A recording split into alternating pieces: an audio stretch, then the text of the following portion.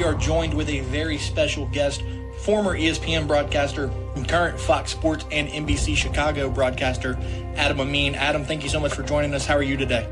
Doing great, boys. How are you doing? We have a special guest in the house. We've got the man in charge, University of Louisiana Director of Athletics, Dr. Brian Maggard. Dr. Maggard, how are you, sir? I'm doing great. And we are now joined by the managing editor of D1 Baseball, Mr. Kendall Rogers. Introducing Mr. Nick Domingue to the Rage and Review podcast. A lot of you guys may know him as the person who invented the phrase, and the answer is not Ron Guidry. Man, I tell you what, with these candied yams with like the marshmallows in it is about the most unappealing looking gelatinous shaws that I've ever seen. I actually kind of like I really like good cinnamon marshmallow yams. You like the can? Are you 60? No, really? We've got Lane Johnson here. Lane's going to be part of the Region Review crew. He's going to do a lot of background work for us. He's going to help us with our production. Lane, welcome aboard, buddy. How you doing? Get ready. Buckle up. It's going to be a lot of fun. We got a lot of things on the pipeline, and can't wait to share it and have a good time with you guys on it. Yeah, prepare yourselves. It's gonna get be ready. A lot of fun. I'm just letting every Cajun Nation know and all our listeners know. Get ready.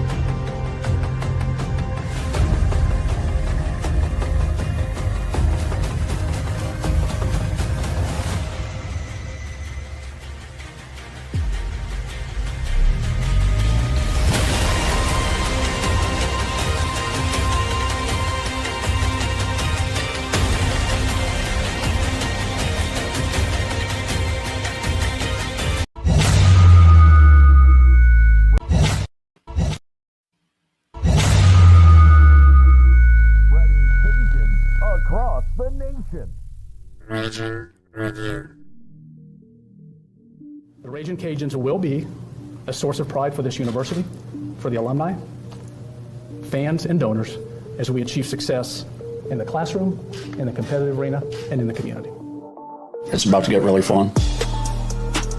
We're looking for dudes that will stand up. Well, Coach, let me tell you today, I'm here and I'm ready to stand up. And I challenge you, Ragin' Cajun Nation, to stand up with us. Stand up with us. Let's lock hand in hand and let's walk through the gates of Omaha. Hey, I love y'all boys. Let's grind every day starting today. Let's do it. Y'all ready? Alert! Ready? Who's that team ready? Who's that team ready? That's up. I got one thing to say right here. Cajuns win!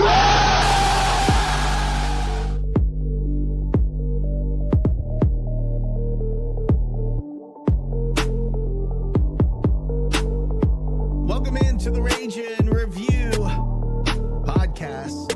Although we're not really a podcast anymore. We got to work on that. Josh and I talked about this. Rage and Review Media, I think is what we'll go with. Nick, Jerry, Josh, Lane, what is up, boys? How are you all? How you all feeling tonight? I'll start with you, Josh. I know you have a little bit of a voice issue, and we can all understand why. Tell us more about it, bro. I hadn't sat in Section A since the old Teague. So I'll be a little rough tonight, getting the voice back. But we had a good time. I think I did okay getting back in with the rowdy crowd. But it was a lot of fun playing baseball in 2 different days. It's not something you do every day. Yeah, this is true. Jerry, you're here. I know you had a lot going on. What's up, man? How are you? Doing fine. I got to say, Josh, I'm very proud of you. You fit right in to Section A last night. You were outdoing Cole. You were outdoing Bam. You were outdoing Chico. I think Chico was asleep by the time the game started. Yeah. That's a different story. You were outdoing everybody. So I'm proud of you. And Nick, guess what Josh did during the 7th inning stretch? Tell me, what? Oh, did he clap? The man clapped to center field. That is impressive, bro. I was like, dude, he's been converted. That's the power of Section A. No, I'm doing well, man. Look, I got to tell you, we needed a weekend like this. And in spite of the different times and the different circumstances with the weather and the time changes and all of that, it still turned out to be a 3-for-3 weekend. So it's always good to beat JMU. It was actually our first time on Friday that we ever beat JMU. So good to get the sweep, and let's hope this carries into something special moving forward. Lane, as I awkwardly move around these windows live because this is apparently the only way we can do it. So I'll keep doing that until we get it just right. Tell us about your weekend. I know you had a bit of fun out there. Didn't get to go last night and experience the midnight special, but all in all, a good weekend, right? Yeah, I heard last night was a lot of fun. Too bad that I missed it, but I was able to go Friday and today, so it was good to see the boys get a sweep. Well, we're going to start at the beginning, boys. We're going to start with Friday night game where, for a little bit it felt like the two teams are kind of trying to both feel it out. But, I think the biggest takeaway from the Friday night game was that Simo did not get the win. I feel like he definitely deserved the win, but unfortunately did not get the win. But we ended up winning by a score of 8-7.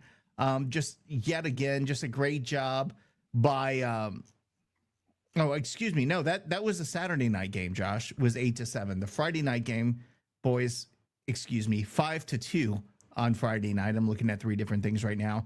But again, Simo did his job, allowed 2 runs on 5 hits. But again, just he did what Simo does. He kept the walks down, free bases down. He overpowered a lot of their hitters, got some ground ball outs, and that's what Simo does. Unfortunately, did not get the win because we ended up kind of doing what we do and letting him get back in the game. But Tate Hess did get the win. He's now 2-2 on the season. Thoughts about the Friday night game, boys? I'll start with you, Josh. Overall, pleased with the effort. Not happy. You can never not be happy with the way you win a game, but you didn't feel all happy and I guess kind of giddy in the stomach after walking away from a game that you felt like you could have dominated, but you let them come back in for a little bit. I think people are going to have different opinions on the game Friday, but remember we had that crazy wind situation going on Friday. The weather was coming through. You ended up pushing the game up, so it's a strange time, basically a matinee game. I think it was Higgs that hit a ball that probably on any other day goes out to center. You had Owen Galt smash a ball and didn't get any help from the wind. So both of those at bats would have produced runs. And then we ended up getting rewarded on a pop-up that the wind helped us on to win and to go ahead to take the lead. But still, even with that said, I think the better team won Friday. I think we were the better team. Obviously, Chase gave up the 2 runs. He walked one guy, and unfortunately, as it would be, the one guy that he walked was one of the 2 runs that he gave up. So still, you limited free bases, and that's what he does for you. That's the Chase Morgan experience. He just does his job. But, you look at 2 hits in 8 innings. We didn't do anything really special until we got into the 9th inning. Thank God we picked the 9th inning to have an inning. I'm obviously happy about that, but still 2 hits in 8 innings is not going to get it done. So it's a little bit of, we got some things done when we needed to get them done, but a lot left desired through 7. It's just, and credit to JMU starter on Friday. I thought he did a good job. He kept us off balance. He hit his spots, went deep. Their starter went, I think, 7, right? He was good. He was good. I thought he was solid. I thought, yeah. And their team ERA was 5.5, and you saw that their frontline guys can pitch it. But I think anyway, what I was trying to say is I think that the balance of talent really, the scale ended up where it should have been. We were the better team. We didn't get rewarded for some balls that we barreled up, and then we got rewarded for a pop-up. So you got to win on Fridays. Just when you got an All-American go on Fridays, even if you play at 1, you got to win, especially at home, and we did that, and it didn't look good for 8 innings, but we found a way.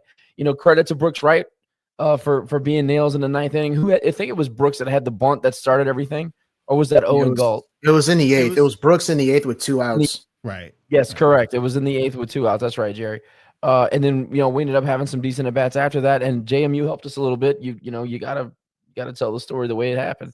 And then we had some good pitching right behind that, but it didn't look good. We found a way to figure it out when it mattered, and we won on a Friday like you're supposed to. So shout out to them. I think the thing that I liked seeing on Friday night was the fact that how often do you see us struggle with the Friday night pitcher or any pitcher really, and then all of a sudden they bring in another guy and you think you have a little bit of, okay, well, maybe this is the guy we'll get to. That never happens. It happened Friday. We got to the guy who came in behind the dude who was stifling us. And I like to see that, Jerry, the fact that we were able to kind of do what we were supposed to do against a pitcher that's coming in behind their Friday night stud. So I did like seeing that. Your thoughts on the Friday night game? Well, up until that point when Brooks got that bunt down, I mean, that's 7 2/3 innings. We had one hit. That pitcher that started on Friday, I think his name was Jackson Logar. He pitched a hell of a game. And you add the effects of the weather. As you are, some of you already know, I was sitting down with Ryan and you could see the ball movement behind home plate. And I mean, he had some movement to his pitches. I mean, he had really good movement and we just couldn't, we really couldn't hit it. And you add that with this crazy whirlwind that we had in the stadium, the way the wind was blowing in all different directions. 1 minute it's blowing out, next minute it's blowing in, next minute it's blowing. There's a crosswind. There's a, and so with the ball, with the movement of the pitchers, we just couldn't. I mean, we could barely hit the ball out the infield up until that point. And so once he came out, I think he had walked it. I think he had walked a few guys, and I think once he came out, that's when Brooks got that bunt down, and we were able to get guys on base, and we were more patient at the plate. I thought that changed the dynamics. And of course, Connor Higgs hits a what looks like a routine fly ball, and the ball gets caught in the jet stream. And I'm literally sitting next to Christian, of course, Ryan's brother, and I'm literally cursing up a storm because I'm like, damn, we have two guys on base, routine fly ball. Now we're out the inning. Now we're probably in trouble. And then I see that right fielder he's sprinting to shallow right field. And I'm like, wait a second, hold on. And then the ball drops. And then we score 2 runs. And that's the beauty of that play was not just the fact that we got the 2 runs to get the go-ahead run to take the lead, but how we countered on it and how we compounded on it. And I think we got 2 more hits after that with 2 more runs. Yeah. So we didn't it's not like we got a break and found a way to get the win. We got a break and also compounded on it to where by the end of the inning, you're up, you're all of a sudden you're 2 outs.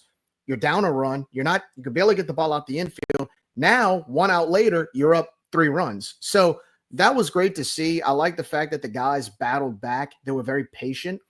Sometimes it looks sloppy, but the baseball gods can be nice to you. And I thought the baseball gods were a little nice to us in that situation. But it was good to see. And it was also good to see Tate Hess come in and close it out. I know he's had some rough outings this year. He's been kind of up and down. I was glad to see him come in and get the job done, especially in the 9th inning to close the game out. And so that was a huge win on Friday. Yeah, I wasn't patient. I mean, we're fans. We're not supposed to be patient, right? So, no, I was happy the way that no errors, 1 walk. No errors, 1 walk. That's how you win on a Friday night. And regardless of how it looked, and it was ugly at times, Jerry's right about that. But 1 walk, no errors. You can win on any Friday night with that kind of performance, especially when you got the All-American going. I agree. And then we turned the page on to Saturday. Lane, you weren't at the Saturday game, but I'm sure, were you able to watch the Saturday game? I know I was able to catch it. No, I was at work, but I was seeing all the text messages from everybody, and they were having the time of their lives, it seemed like. Yeah, that was a wild game. I mean, we went, we went up 1-0. They come back, score 2. We scored 3. They scored 2. We scored 3. It was just a wild up and down game. And of course, the midnight special comes around where it's the night the lights went out in Louisiana. And, stuff like that happens. And so that happened. And then we got a video of from you guys inside the stadium, which I'm not going to share because, we don't want to dox anybody who may be posting on the X app. But regardless of that, it was a lot of fun. We'll start with you, Jerry. I know you were there. I definitely saw you and Josh, but Josh went first last time, so we saw you. Let's talk about a couple of things. One, love to see the fact that we got our bats going in this game. We were able to get to the Saturday pitcher. We ended up with 11 hits. Very satisfied with our offensive performance in that game. I thought we were tougher at the plate. The one thing that let me down, though, was those 4 errors. Now, 2 of them came on one play with Lee Amadei at third. which still all that stuff drives me nuts with, like, you never know where guys are going to be in the field. And I think that somewhat contributes to the fact that we have higher than normal, in our view, higher than normal fielding errors. But Jerry, just your overall thoughts on the game, the 4 errors that we had, not a good look for us, but our bats got going. And, we did what we had to do to really seal the win on Saturday. What'd you think? Well, I'll start with the bad. First of all, I think, and Josh, you probably heard me scream for like a good 10 minutes about it, was the fact that when Herman threw it to third base, and maybe it's just me, but I'm never a fan of trying to pick somebody off at third base. And then on top of that, Herm's a lefty. So it's like he had to turn around and throw it to third base. And it was way off, and you gave him a free run. We're trying to pick the guy off at first base. There was a man on first. We tried to pick him off, couldn't do it. But then you get that error at third base, and then the guy at first automatically goes to second. Now he's in scoring position. And errors like that can turn a game around. Luckily for us, it didn't, because it was early on. But those type of things, like, we got to clean that up, like, right now. And I know, this is a team that has made some bonehead errors, but that's an error that you can correct. Just don't throw it to third base. Don't pick the guy off, But outside of that, one thing I was pleased with, I'm just giving you a list here. Caleb Stelly, Connor Higgs, Jose Torres, Lee Amade, Owen Galt, Mark Collins, Maddox Mandino, Griffin Hebert. Every single one of those guys had a base hit last night, a few of which had multiple base hits. And what I liked about last night was the fact that we hit a bunch of guys home, or should I say, we didn't leave as many runners on base. We hit them home. And that's something we've struggled with all season long. I mean, we've left so many guys on base leading up to this point where it was kind of worrisome that, especially our veteran hitters, that they couldn't get in a situation like that and be able to pull through. And they did that last night multiple times. And I think now at this part of the season where now you're in the heart of conference, that's huge. It may not seem like a big deal. Yeah, you play JMU. No, they're not a Dallas Baptist or a UC Irvine, but still, you want them to start clicking now. And on top of that, you want younger guys to start doing that, including a Griffin Hebert, who had 2 hits last night. That was big. And so I was very pleased to see the fact that we did hit the ball. We saw the ball well. I mean, a lot of our outs were hard outs, even though we had no home runs. We really hit the ball hard last night. Pitching wise, I mean, look, sometimes you get your best days like what you saw today. I don't want to speak too far ahead. And then you get what you get last night, where it's just a back and forth. I was more pleased at the fact that I didn't really feel, and Josh, once you go, you can, I don't know if you agree with me or not, but I didn't feel like, even though it was an 8-7 game, once we went up 7-4, that I didn't feel like the game was lost. Like, I felt like I was comfortable enough to hold on to the lead. So that was good to see. And I was just pleased with the fact that we're starting to see more guys that we've been kind of not disappointed in, but kind of curious about earlier in the year. They're starting to get hits. And I think that's huge this time of year. So last night, I think, was what we needed as far as getting the bats going. And so, hopefully that builds confidence, moving forward. I mean, hell, Galt had a hell of a weekend, and I'm sure we'll talk more about that today, because he did some really nice things today. But before we go, Josh, I do want to remind everyone, 866-454-RAGE, if you want to call in and give your opinions on the weekend. I know RC is watching and a couple other guys, so please call in and let us know what you think. Josh, but besides the midnight special, your thoughts on the Saturday game? I don't know about you. I'll disagree with you, Jerry.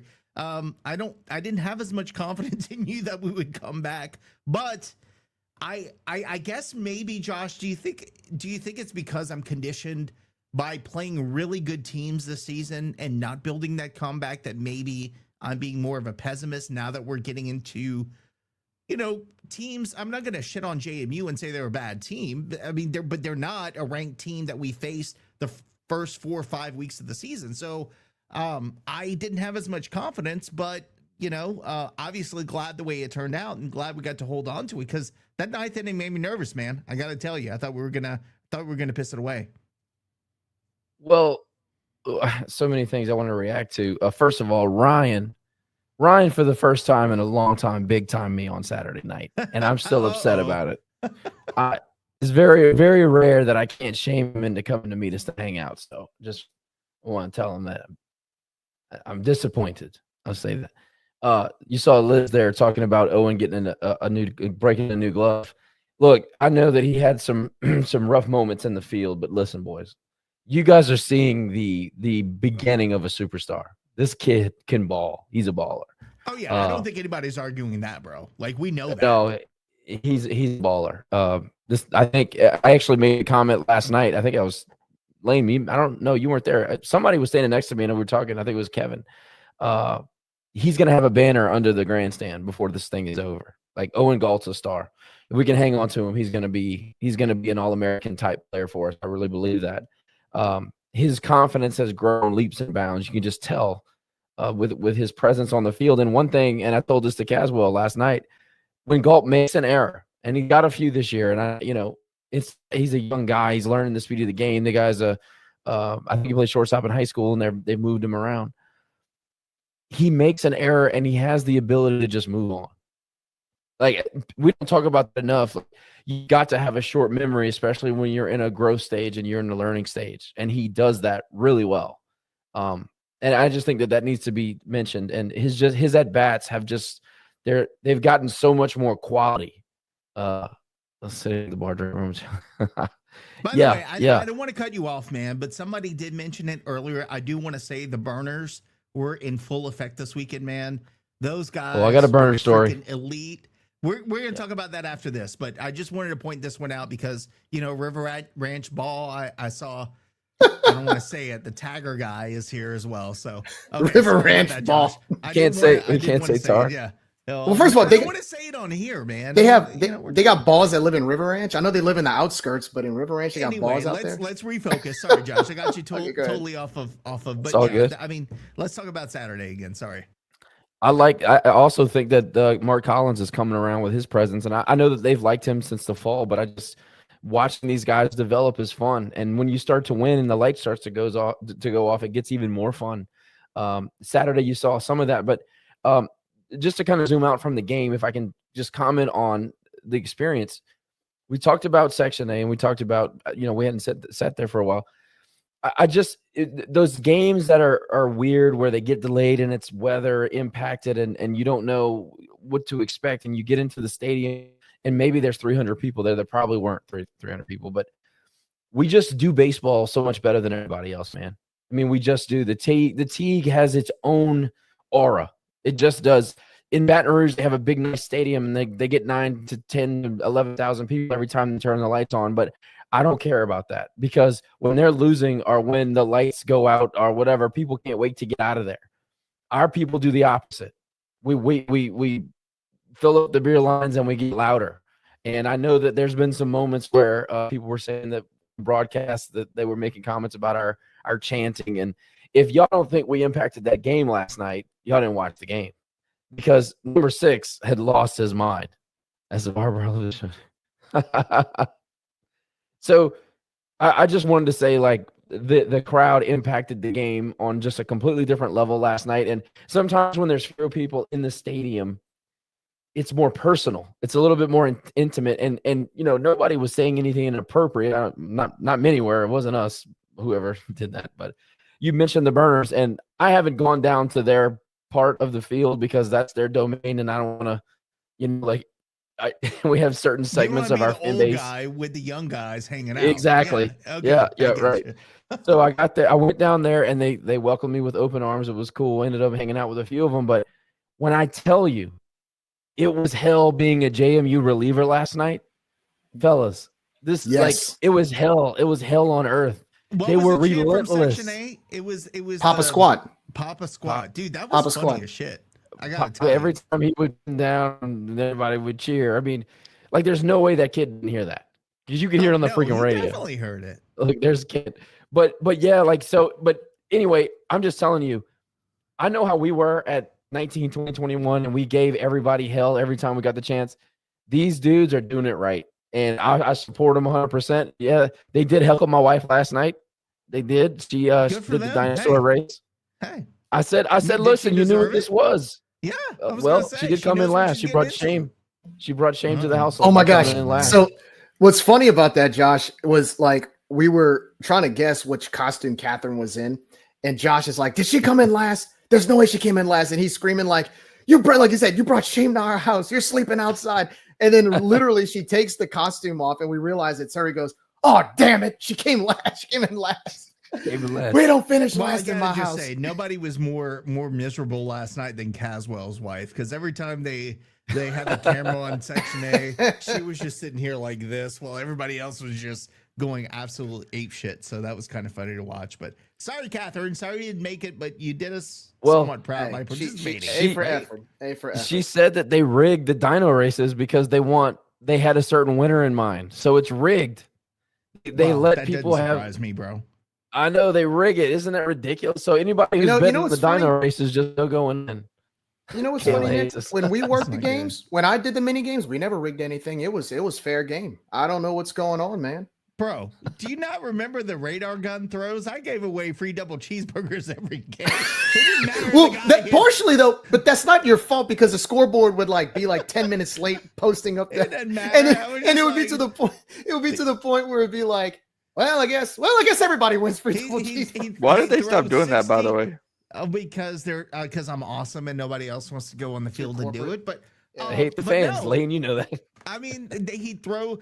It was always funny because I'd always tell whoever it was, and I'm saying he because it was usually a guy, but you have to pitch a certain, you have to get above 40 because 40, anything under that's not going to register. It might have been 35. I kept telling people, look, you're going to get 2 practice pitches. You're going to have adrenaline on your third one. Guess higher. And they would never listen to me. And it never failed that on the third pitch, it wouldn't register. I'd be like, yes, it's the same for for everybody. And I got to tell you, Phyllis and all the rest of those people hated me because that meant they had to stay to the end of the game to hand them out. Yeah. Otherwise, they could go home in the 8th. So there was no big deal there. But yeah, that was those are good. Or like the John Deere tractor race when I have to get the tractors and it wouldn't move in the turf, so we have to push the kids. Anyway. Well, Paul Plant used to he'd pull them and anyway. Sorry, Josh. Didn't mean to get off subject. Well, no, it's good. I love those memories and just if you're worried about coming to a weather impacted game as a Cajun fan, I'm just telling you they are the most fun. Every time and I, Kevin's not here. He usually is commenting, but every time they would back the game up 1 hour, everybody at Legends would cheer. Oh, wow, we got 1 more hour at the bar. And it got more fun and more fun. And you can hear it on the broadcast. I mean, people were just having a blast. And I don't know if there were 200 people in there. I texted BB because he was talking about how it was loud and the Teagle on me dude, they just knocked out a whole bottle of Makers an hour ago. So yeah, they've been drinking since 10 a.m. They're good. If you listen to just a radio broadcast, it sounds like the place is full. That's how crazy it was. I heard it was echoing. It was the same thing, dude. Yeah, it was echoing off the stands. Yeah, we could hear it coming back to us. But anyway, it was a good time. The crowd definitely impacted the game. The burners are doing the Lord's work by just wearing out these relievers, and they're the next generation of Cajun fans. And we talk about often on this show. We do a terrible job of recruiting new fans, and I'm just here to tell you, regardless of if you like the burners content or not, that's what we got. So you better embrace them. And they're doing a great job. So. Some of their tactics are a little bit gross, but it is what it is. They're 20 years old. What you gonna do? But as far as the game goes, I was gonna say, but the players are that age too. So and they love them. It's kind of gross, but that's what they like going back and forth with. Now, I will say JMU handled it a lot better than the Troy a-holes because they kind of, if you give it back and forth, that's one thing. But just to continuously do it through the entire game is kind of debaggy. So. I was impressed by JMU. Just from watching on the stream, you could tell that they were some good guys. I agree. They handled it well. And what else are you going to do? I mean, suck. Yeah, for sure. Their players, they didn't come back at anybody. As far as I know, maybe you guys saw something else, but as far as I could tell, they didn't really respond. And I think a lot of it has to do with the way the coach handled the team, not saying anything about Skylar. I do like him, but that Troy team just wanted to start trash. They wanted to start mess. I thought JMU had a different approach. And again, if I'm JMU invading the Teague on a Saturday night and it's midnight and a bunch of Cajuns are raining insults down on me, I'm probably not going to say anything either. I don't know if they had any options, but as far as the game goes, man, look, we got to play better defense. You can't drop pop fly. You can't drop pop flies in shallow right field. That's just I don't know if it was a lighting issue, and I know Deggs brings that crap up, but I don't know. I don't know what happened. I just know you can't drop pop flies. You can't make 4 errors. You can't throw the ball away at third base. So many things that you just cannot do to win ball games. And I agree with Jerry. When we were up 7-4, I don't think anybody in the stadium thought we were in danger of losing it, even when we started walking people late in the innings. But we did enough offensively. It wasn't like we were some juggernaut on Saturday night. I know we scored 8 runs, but it just like we got hits with 2 outs. We got hits with 2 outs and runs in score position. We haven't seen that very often. That was great to see. Jose Torres just continues to be clutch. He had a couple of very nice hits or very nice at-bats that led to RBI producing hits. And other guys, like I said, Mark Collins had a couple of nice at-bats. And we saw Drew Markle make his return defensively on Saturday. And I just think or that was Friday, actually. I just think that the roster has matured in a lot of ways. And I thought some of that maturity showed on Saturday where they had every reason to lose focus, even after they made some crucial mistakes late in the game. And they found a way to battle. And shout out to Taylor, who had a strong finish there. There's some promising things going on throughout the entire lineup. And we're getting healthier and we're older. These guys are not freshmen anymore. Owen Galt's not a freshman anymore. Brooks Wright is not a freshman anymore. I'd say Mark Collins is kind of a vet now too. He's seen the lineup. I mean, he's an everyday guy now. We might be pretty dangerous by the time the conference tournament rolls around. And look, I know we're going to talk about Sunday here in a second, but I think we're in second place or third place in the league, 6-3. We're tied for second. Could possibly be a tie for first. What the hell, bro? 7-7 USM and South L are tied. Come on. Wow. So we're there. I mean, we're right there. Yeah. Let me comment on that point, Josh, about you talked about towards the end with the pitching. Look, it's so good to see guys like Will Taylor come in and be able to close that game out. And in the circumstance that he did it, right? He came in, he struck out a batter, and then he gave up a hit or two, gave up a run, but he never panicked. And I think when you got younger pitchers like that have come in, and we still have a bullpen that's really, really developing right now as we speak and trying to figure out where they belong. But I was very pleased with Will's performance last night because of the fact that not only did he close it out, he responded.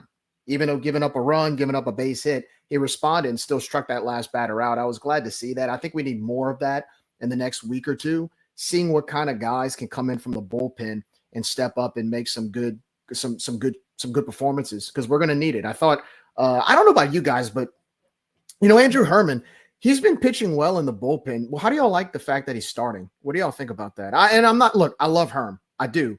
But I just feel like last night he gave up 4 runs, gave up a few hits. Now, granted, one of them came from an error, and then you had another one that followed it. If we were out, we would have been out the inning. But I thought he performs better coming out of the bullpen just because of his velocity and just different speeds. Like, what do you guys think about him being a starter as opposed to a middle reliever? Before you go, Josh, I think my concern is more with Hammer because I did not like what I saw out of him last night. So I'm not as concerned out of Herman, and I think he needs some rest, bro. I get that he doesn't throw hard. He doesn't have a whole lot of stress pitches, but we continue to put this guy in situations where, I mean, he was pitching Tuesday and now he's pitching on Saturday. I feel like the dude needs a little bit of rest, even though he's not throwing stress pitches. So I don't know. I mean, my concern is a little more with Hammer, and I need to see a little more out of him. Not bashing the guy, so I don't want anybody to take that out of context. But Josh, do you agree with me? Like, I mean, I'm all right with what he gave me, but I also agree with you, Jerry, is that we're again trying to convert a bullpen guy to a starter, and that always has us growing pains. But with the injuries we've had in our pitching staff, I don't know what else you can do. Josh, your thoughts? I think Hammer has fine stuff. I don't think it's anything. How do I want to say this? I don't think it's anything. It's more mental than it is physical. Like, I think he's got the stuff. Well, if you watched his outing at LSU, and I know a lot of people probably turned the TV off by now, but when we went to Baton Rouge, his fastball did miss a few times, but man, that splitter was right where it needed to be. Ball started at the bottom of the strike zone and fell out of the zone at the plate. And he hit that pitch over and over and over. And it was when they wanted to go high and inside, he couldn't hit it. And it's when they want to go, low and away, they wanted to try to get to the black, he couldn't do it. And I think that he is, I don't know if he's getting frustrated and trying to overthrow the fastball, but he's missing a lot with the fastball. I don't know what his perfect role is. I don't like him as a starter. I never thought he was a starter. He's too much of a high effort guy.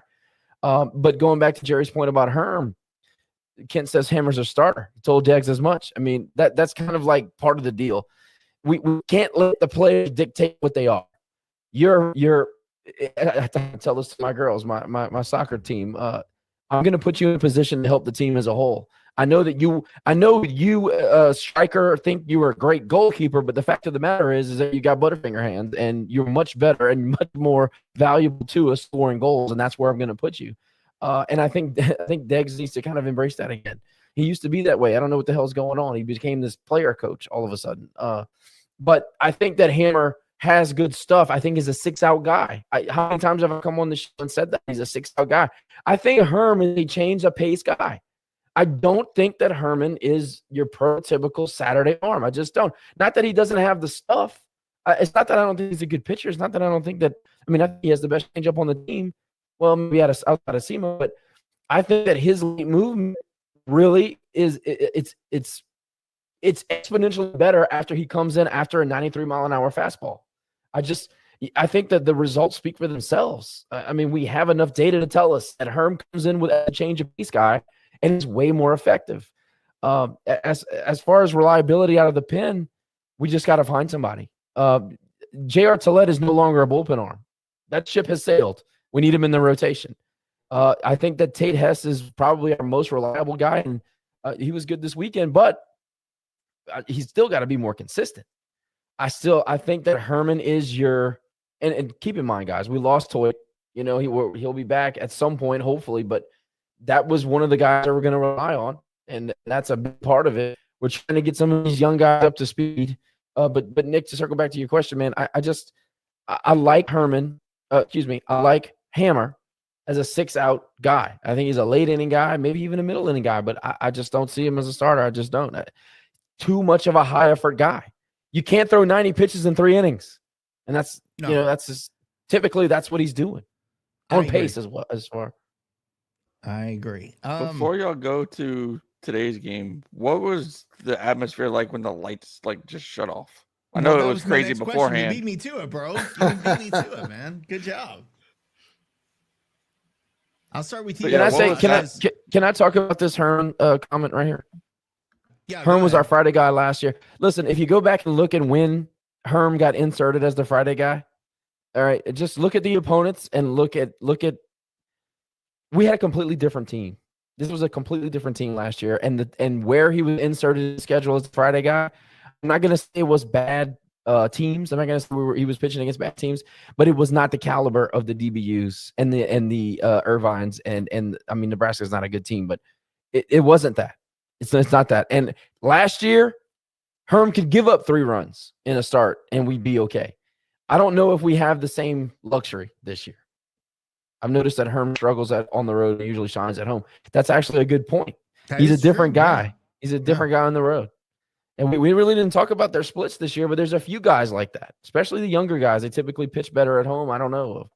Get a little bit more adrenalized. I'm not sure, but that's a good point about Herm. What about Blake McGehee, by the way, before we go to midnight? What do you think about his performance this weekend? Because I know, we kind of look at Blake and he goes up and down, up and down.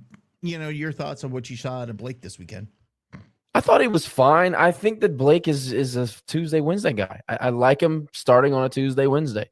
He gave you some quality innings this weekend. He made some mistakes. I mean, it's the Blake McGehee experience. This is what we're doing here.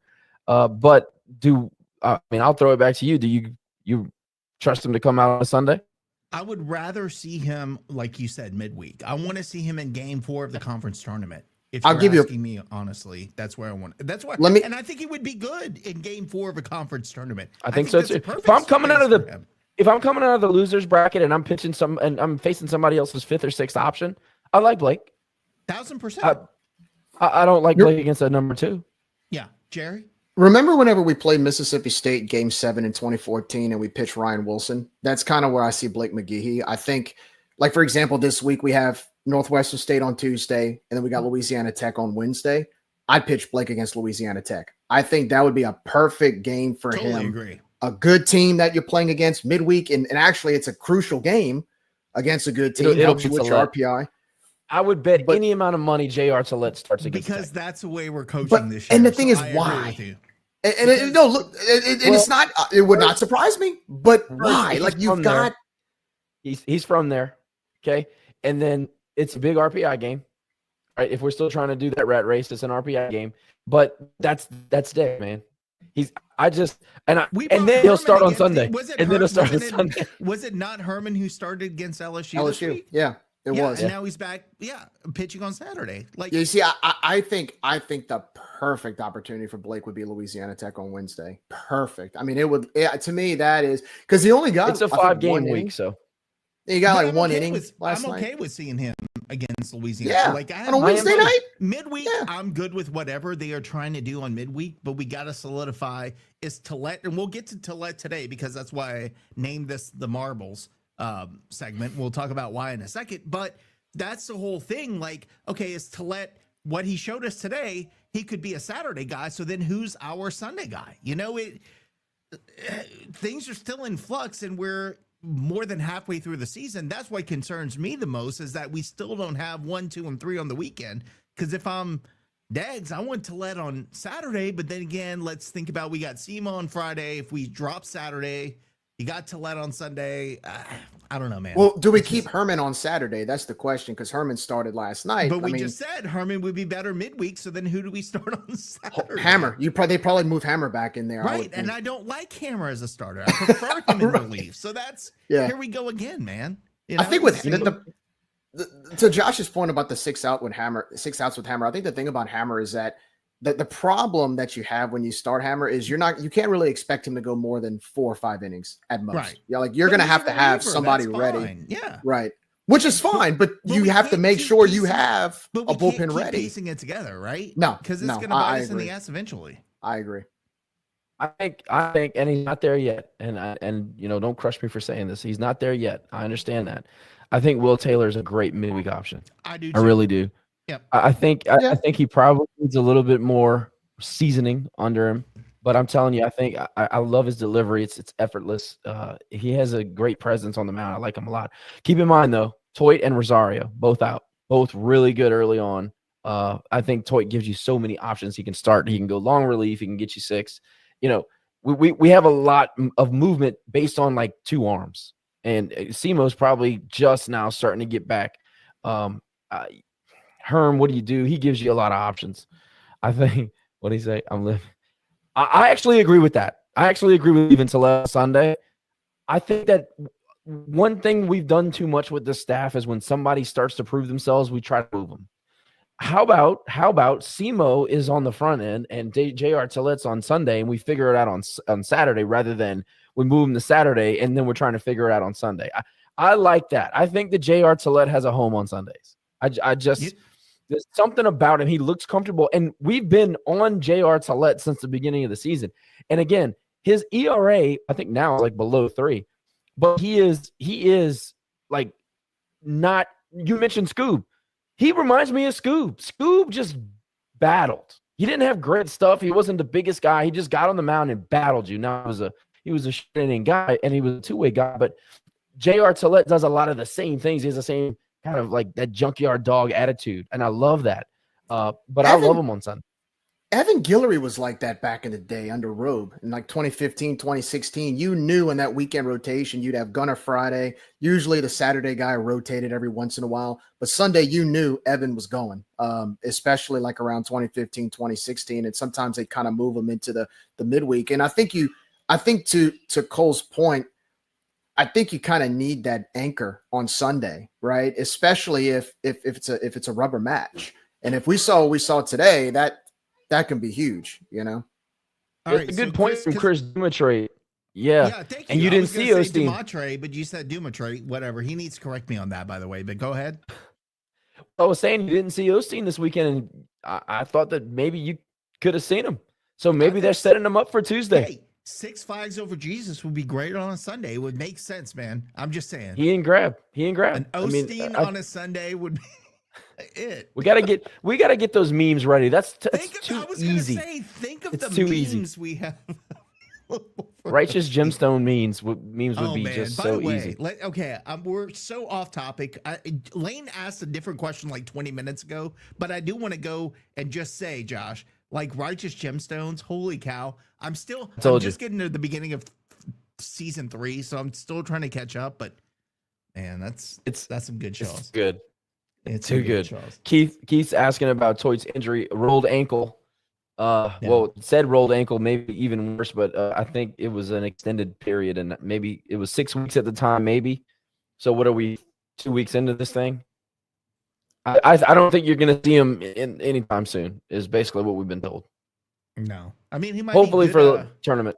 I was going to say maybe a good arm to bring in the tournament, but man, that just goes to show you when we're talking about bullpen and starters and all this stuff. This is basically our story of our season every single year. Just a reminder, 866-454-RAGE 7243. I know my mama's watching. I would love to hear from Thelma and Scott call in, but that would be actually kind of funny. But before we get to that, boys, he did ask a question, and I say he, I'm talking about our boy Lane, asked about the midnight special, what it was like when the lights went out, what the atmosphere is like. I know you guys all sent me some crazy videos that I can't play here because, language purposes, and we don't want to dox anyone. But Josh, your thoughts? I mean, it looked like you guys were having a lot of fun. I saw you guys using the phone with the light and all that good stuff. But that goes back to you talking about it being almost like a bonding experience, because the most vivid memory of my high school football, I was a band nerd, but regardless, high school football memories was homecoming my freshman year when it rained so much they canceled everything, so the band got to go home, but it was flooding and it was raining, and that was the most fun that we ever had because you felt like you were almost like a family that night. Talk to me about when the lights went out. Was it kind of that same vibe and atmosphere? No, 100%. And kind of this comment, but I haven't talked to some of these guys in years. Like, I'll give you an example. A good friend of mine growing up had kids way back when, and we'd go hang out with them and we'd play with their kids. Well, unbeknownst to me, one of those kids grew up to be a Section 8 member. And we're out there having a good time chopping it up. And, we're getting so old, man. I mean, it's true. Oh my God. He's part of it. And so we started talking about their family and everything. And it just reminded me, like, I haven't been down here in so long, but it's true. It forges you together. Only true diehard fans stay through that. And that's kind of how it always is. Even at Legends, I had a chance. Some of the player parents were out there. Josh on that straight talk Wi-Fi. Yeah, your Wi-Fi is all jacked up, bro. You may need to control alt delete. Unplug your router. I'm current on my bill. I swear to God, I'm current on my bill. But we even at Legends, we had conversations with some of the player parents, and even they were making comments about how great it was to be part of a school and a fan base that cares so much about college baseball. It was on full display. Just hanging out in the dark. But what's funny is the shitty attendance you had over the weekend because of everything going on was still outdrew what JMU gives on a typical weekend. Oh, and by the way, they don't charge for you to go in the game. So we're outdrawing JMU on a weeknight where it's rained all day, and you're, that's what's great. And I think we take that for granted. Jerry, your thoughts about the midnight game? I mean, I again saw you guys talking shit to the starting pitcher or the relief pitcher, so that was a lot of fun. You were even getting into it, but your thoughts about how that felt on Saturday night. There's something unique about it, like Josh mentioned. I guess in the circumstances that we had this past weekend, again with the time changes and just the late start last night with the crazy weather and everything, like, if you were there at 8:30 p.m. and you were there till midnight, it's because you wanted to be there. It wasn't because you were forced to be there or you have to pay your tickets and you have to sit down all stiff. You were there because you wanted to be. And I think that it really showed in the crowd. And the beauty of it was, I credit the ticket team and everybody at UL last night. Everything was basically all access. I mean, you can go in the club. There was nobody checking for wristbands. You can walk in the stadium. It was basically free admission. And it was just, you can just go around, and we were just walking. I don't know about you, Josh, but I was going around all over the stadium saying hi to people and just, enjoying the atmosphere. And I think, when the lights went out, It was funny because the lights went out right at midnight, by the way. That's what happened. So like right when the clock struck midnight, I guess the lights are on a timer or something. It went out. And so you see all the players kind of take so long, by the way. I need to give Babs some shit because look, you know it. Well, no, I don't know if you know it, but when I was there, like they were so proud of their new lights and they would play with them before the game on and off. And like, why is it taking 20 minutes to get some lights on, bro? I thought it was crazy because, it was, and then of course, right when Will's about to throw a pitch on a strike 2 count, by the way, and it was like a perfect fastball down the middle. And right when the lights go out, I think more people were upset with the fact that the umpire didn't call it as the lights went out. Which, by the way, he told one of our players' parents, there was right down the middle. It was a strike, but I couldn't call it. Like he literally said that. It was a perfect pitch. What are you gonna do? So I think more people were upset about that. And then after a while, everybody just kind of took it all in. You saw people flashing their lights on their phone and everything like that. And, Section A was having a party and it was just, again, even though it was late and it was midnight, you were there because you wanted to be. And that's, to Josh's point, that's what's special about our baseball program. Since we were kids going to the games, like you were there because you wanted to be, and there's a special feel to it. And last night, even though the crowd wasn't the best, you felt it. You definitely you felt it. And yes, I'm glad Cole brought that up. Hard to move on from Saturday night, but we cannot do it because Cole brings this up. Why are we giving away great value buns when Evangeline Made is our sponsor? And I'm sure I'm going to get a text after this saying, why didn't you text me to ask me that question? Why are you doing this stupid shit? Like, that's my question. No. See, no, we shouldn't be. No. That's your job to give us Evangeline Made bread if it's called the Evangeline Made bread giveaway. You're not going to give a Coca-Cola giveaway and hand out Pepsi or Dr. Thunder. Well, we might. Yeah, there was a certain incident that happened with the bread last night. Don't want to get too much details on that, but yeah, let's just say they were putting that great value bread to use. I'll leave it at that. Yeah. Anyway, let's move on from Saturday because I think we're done with Saturday. Moving on to today. Look, it was a close game, but we did what we had to do to pull it out. What can you say about J.R. Tillett? And look, let me go ahead and let me find the video. Of course, J.R. Tillett went 9 innings. I think he had 11 strikeouts in the game, which was absolutely incredible. You love to see that from your starter, obviously. But hold on. Let me just bear with me 1 second. I got to get the share screen. The reason I named this Marbles is because for a lot of the season, this is how we felt about our baseball team. What is this?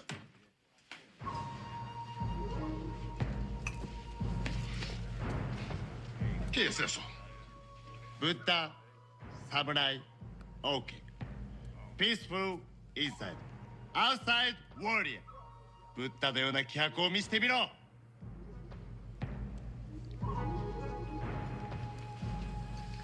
I love you, Max. I love you too much.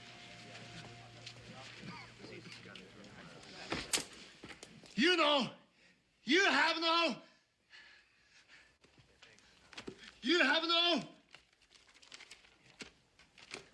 marbles.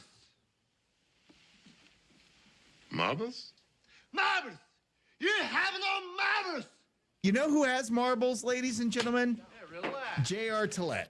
He has marbles, boys and girls. Josh, is there any better way to explain J.R. Tillett's performance today? 3-0 win. Great job by the starting pitcher today. Complete game shut piece. When's the last time we had one of those? Been a while, bro. 2021. Yeah. 2021. Look, dude, complete game shut piece on a Sunday is even more impressive than just a regular. I mean, look, you got to hit to win on Sundays. Everybody knows that. Go out there and throw. What did he give up? 8 hits? Oh, no, 4 hits, I think it was. 4 hits. No runs. No walks. Or no runs, 4 hits. I don't know. Fact walk, checker 11 Lane Ks. coming in handy, baby. There you go. Hell yeah. So, look, I mean, I've been on J.R. Tillett since the beginning of the year. I liked him last year. I just thought he needed some innings, and he's coming to fruition. He was very good today. Pitched low in the zone, hit his spots, kept the ball down in crucial counts. What do you say? I mean, golly, That was good. That was a good performance, and the fact that he was able to hold the bullpen from having to come out on a 5-game week, because we got to play again in 48 hours. We're going to be back on the field, and you've got to. It really helps to set up the pitching rotation. So can't overstate how important that outing was today from J.R. Tillett. Caleb Stelly with an early homer in the game, which continues our streak. He and Higgs both with solo homers. How many solo homers do we have this season? It's got to be an NCAA record. There's no way anybody has hit more solo homers in a season than us, and we're only halfway through. And then until that Sunday game against Troy, I want to say we had 15 in a row. They were just solo home runs. Yeah, until Higgy came through for us. So, and then of course Artigues drove in Galt later in the games, or in the 4th inning. So 3-0. I'm not going to complain about anything today. I think again, Jesus, 20 solo home runs. There's no way, guys. I mean, we're on pace to hit 40 solo home runs this season. That is insane. I don't think I've ever seen that before, Jerry. Your thoughts on Sunday game again? We all know the story of the game was our starting pitching. Did a great job. Went complete game. J.R. Tillett, he's got marbles.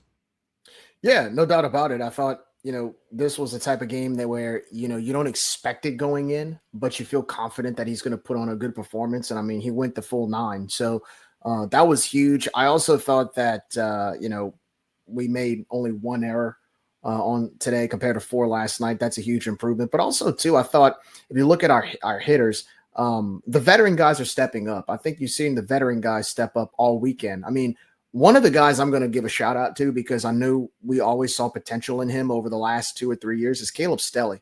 He's tearing the ball right now. I mean, he's hard line drives, home runs, and he's even his outs are hard outs. Like, he's finding ways to put the bat to ball. I was looking up a stat just now. Since South Alabama in the last 7 games, he's batting somewhere like 320 or something like that. I mean, we haven't seen that in 3 years. And not only is he doing that, he's getting a lot of those hits with runners in scoring position. So that's huge. Jose Torres Jose's starting to step up. I know he was off to a slow start. He's hitting the ball now. Connor Higgs, I mean, hell, the way he's hitting the ball, he might become an All-American with his bat, the way he's swinging. Quietly putting together an incredible season. It's unbelievable. He could break DeBarge's record at this point. Yeah. And then let's not forget about Lee Amadei. Lee Amadei struggled a little bit to start the year. He's tearing the ball up. Even his flyouts are hard out. So, the veteran guys are stepping up. And of course, you can't forget even the freshmen. Josh, you mentioned how they're technically not freshmen anymore, but by classification they are. And you look at an Owen Galt, he's batting over 300 as a true freshman. You've got Griffin Hebert, got 2 hits last night. He's batting well. You've got Mark Collins. He got a few hits. I mean, it's just so cool to see these younger guys step up, but it's good to finally see the veteran guys. The veteran guys are the ones that are getting the base hits, the home runs. We've been waiting for it for the last month and a half, and it's good to finally see it come to fruition, and it's coming at the right time. I just wish Donkey was healthy right now, because that would have been a great addition, a compound on the veteran bats. But it's good to see it all coming together. Again, I know we've talked about J.R. Tillett enough. I mean, what more can you say? I think like you said, Lane, 2021, I think it was Connor Cook, and we all see where he is now. So great performance by J.R. Again, I think like some of the other guys said, I mean, I think he solidified his Sunday spot. I mean, if he can pitch like this, not to say I expect him to go full 9 every Sunday, but, give us a good 5 or 6 innings. I'm good. I'm good with that. Look, here's my question, Lane, and I'll go around the horn after I ask you. Is this fool's gold? Because let's not forget, against an LSU team, now I'm not going to give an excuse that they're top 8, top 5, whatever. We should never, ever get blown out by LSU. But a few days after that, we go and sweep JMU, who is, let's be honest, they're not that great, but they're a decent team. They could have beat us at any point this weekend. Is this fool's gold? Are we getting excited about a sweep and then going to shit the bed the rest of the season? Like, that's why I'm cautiously optimistic. Like, we did what we needed to do against a team we should have done it against, and we lost in midweek against a team we probably should have lost against. not by the score, but at the end of the season, we're not looking at the score. We're looking at wins and losses. Your thoughts? Is this fool's gold, or do you think we're on our way to kind of figuring it out this point of the season? No, I really think Tuesday's game kind of lit a fire under the guys. I mean, they were probably embarrassed. The fan base was embarrassed. You don't want to. You were embarrassed by your stupid post, 1-0 in the first, but we're not going to talk about that, right? But no, I know they didn't want to lose that way, and it kind of probably made them want to perform better, and they probably went harder in practice this week. And yes, our schedule lightens up a little bit until we hit Southern Miss, but you beat a team that you needed to beat and that you should beat, and that's what they did this weekend. We'll see with the 5-game midweek if that continues, and I hope it does, but we'll see. Josh, I'll go to you then, Jerry. That we have a caller on the line. What are your thoughts, Josh? Do you think this is fool's gold, or you think we're on the path up? I look at this team as a different team every week. We've dealt with injuries. We've dealt with youth. We've dealt with a schedule that's in the top 10 as far as strength of schedule goes. I am not one of those people that look at the schedule and say things like the schedule lightens up, because this is baseball. And baseball is a game of matchups. Baseball is a game that can get out of hand in any particular inning or game. I'm certainly not going to sit here and say these teams that we're playing are not as skilled as an LSU or an Irvine, who's turned out to be probably a top 15 team before this thing is over with. We are definitely playing less skilled teams here in the next couple weeks, but baseball is still baseball, and you can lose anyway on any day against anybody. So what I tend to try to focus on is we are getting better, mostly because we're maturing. The most talented players on this baseball team are kids. And every single time out, they learn something. They get better. They get more comfortable. They learn some sort of a lesson on the diamond that's going to help us later in the year and next year and hopefully beyond that. So I don't look at it as Tuesday 17-4 was an ass whipping and we got blown out and makes us so bad. I think we're the same team. We'd have lost 5-3 rather than if we lost 7-4 against LSU. I think that if JMU found a way to beat us Saturday, we're still the same team winning the series rather than sweeping it.